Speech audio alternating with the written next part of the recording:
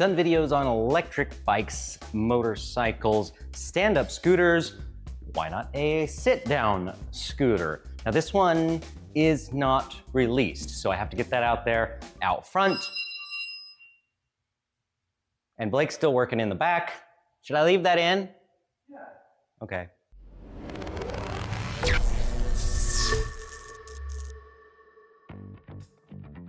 But this is something that is coming in hopefully the near future. EMP is an existing brand. They already make sit-down scooters. That kind of is their thing. And this is going to be one of their new, more powerful models. Now, exactly how much power does it have? I don't know. That's why I have it on the dyno. I've actually been riding this for the last several months. I've had a ton of fun on it. It's actually been kind of one of my surprise favorites out of this year, if you will, because, well, I'll show you all the cool stuff. So I've featured it in a few videos already, but this video is all about everything I know about the HMP Lightning. It's got 3 different power modes, so I'm gonna turn it up into the max.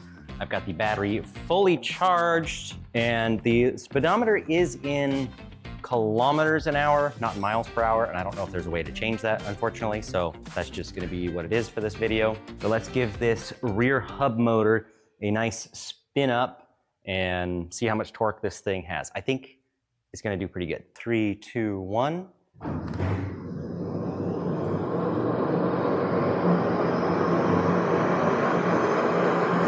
So I got 5,059 watts and 124.4 pound-feet of torque.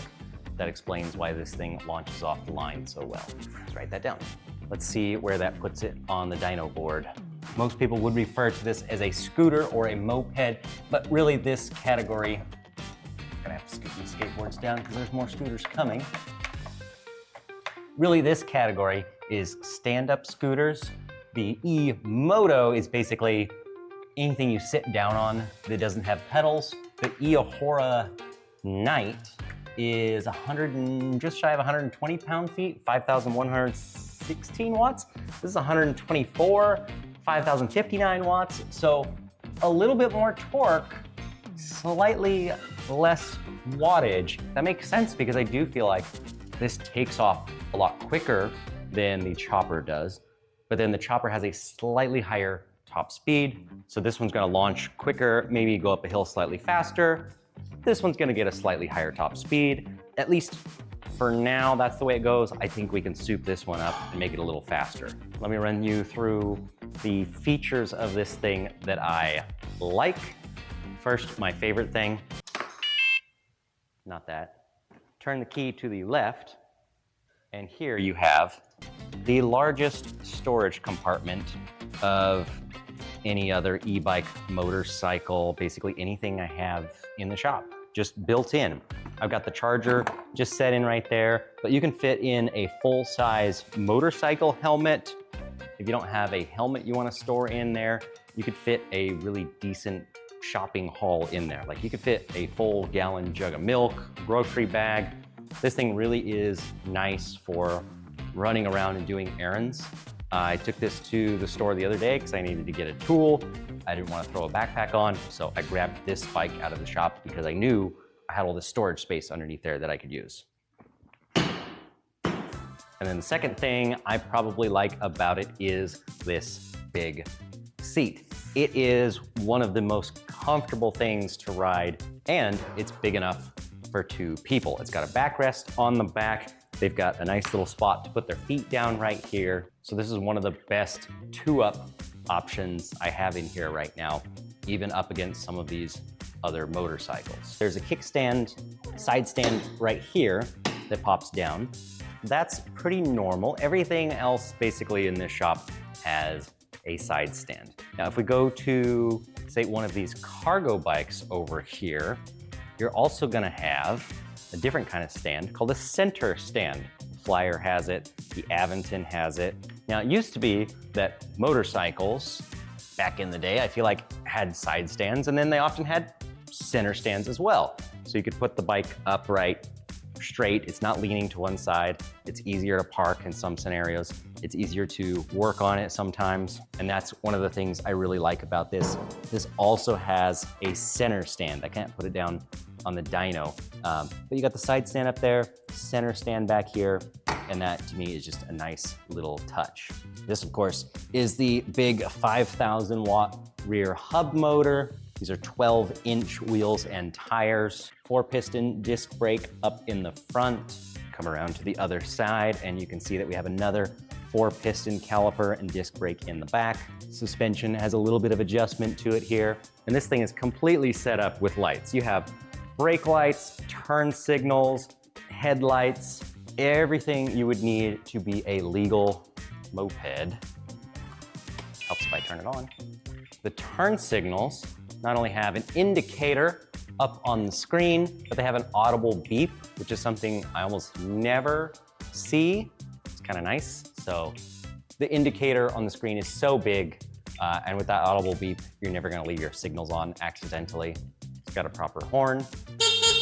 Got a button there to flash your lights. Coming up to the display here, it's in park mode right now. There's the park button.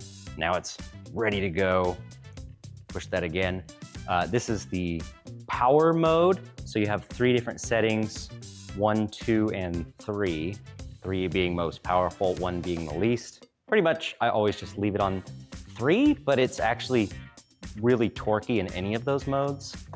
Light switch, full twist throttle on the right-hand side. So you have a physical key you can use, but there's also an NFC card. So you could also set that up. You just swipe it on the screen. That turns it on and off. Have some extra nuts and bolts in there for something. You have a little cubby in here.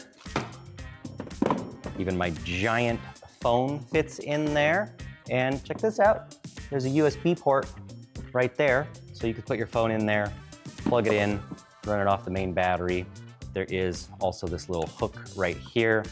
That's so if you just have like a small grocery bag or a little backpack, you can just loop it on there right between your feet. Now, some people may have been expecting the battery to be under the seat here and surprised to see that that was just all storage. So the battery is all down here. So the weight is very, very low. This thing feels extremely stable and the handling is actually really good. I've taken this on a bunch of back roads.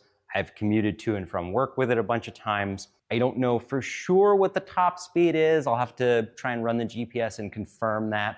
But it's close to 50 miles an hour. Definitely well over the 40 range and well over the 30 mile an hour moped limit that is applicable in most states. So it's got some power to it for sure. But I am surprised that it handles so well. I feel like I can lean this thing into turns and actually kind of carve it around and it feels really good. That's not something I was expecting. Maybe it's the small wheel size that makes it feel nimble, but sometimes small wheels feel squirrely, and this just doesn't. Now, one thing I gotta say about the battery, I did mention that the weight is down low. I should also mention that there is a lot of weight, not necessarily because it's a big battery. It is a 72-volt battery. If I recall correctly, this is a 30 amp hour, but it is not, surprisingly, a lithium ion battery. It is a lithium iron phosphate. Now, if you don't know what the difference is, I'll make it real quick. Lithium ions can be somewhat explosive if they catch on fire. That's what we use in basically all electric bikes, motorcycles, and cars these days because it has the best combination of energy density, performance, and price. Lithium iron phosphate is a much safer technology. They don't catch on fire, they don't explode.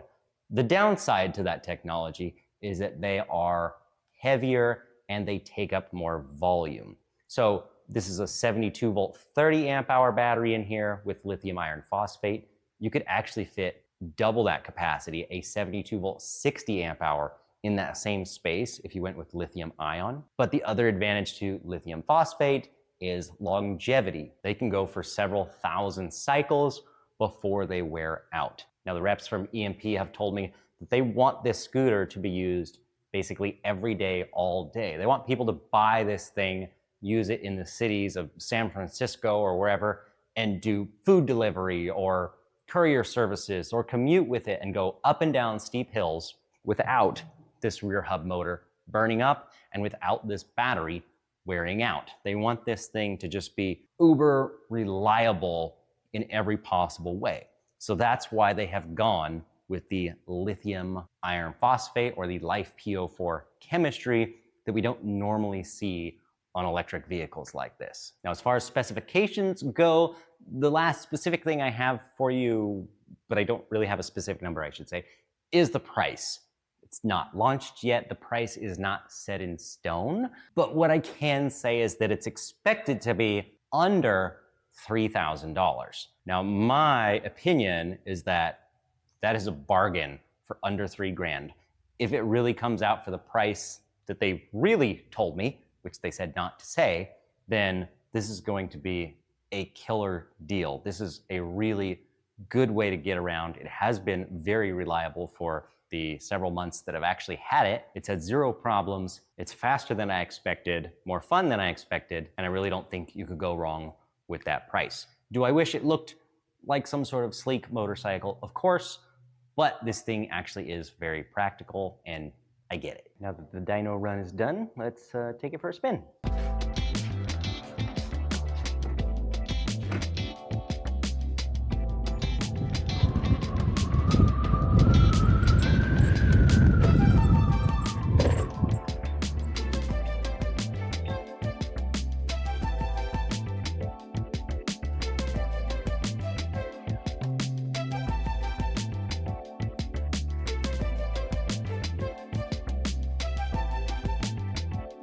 Here's what it's like to go up a nice steep hill.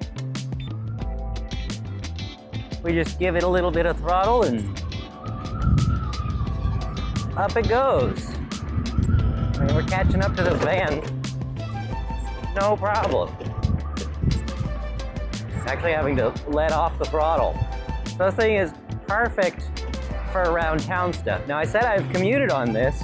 If I keep going down this road, eventually it opens up a bit and you can get into those, 45 to 50 mile an hour speeds, and this can handle that as well. And it works just fine for that.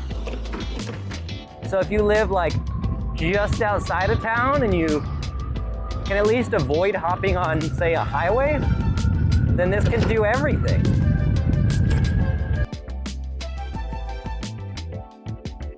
Now I should mention that although this is a direct drive hub motor, they have not enabled regen braking.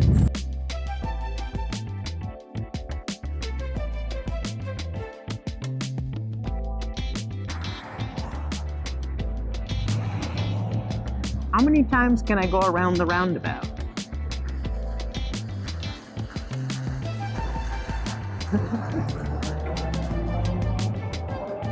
Oh, you go faster and faster. Whoa! And look at this thing lean. Off we go. So I think that covers it for everything on the Lightning from EMP. Again, not yet released, but hopefully coming in the near future. I'll definitely try and update the video description if I have a link to where these things are out, where you can buy them.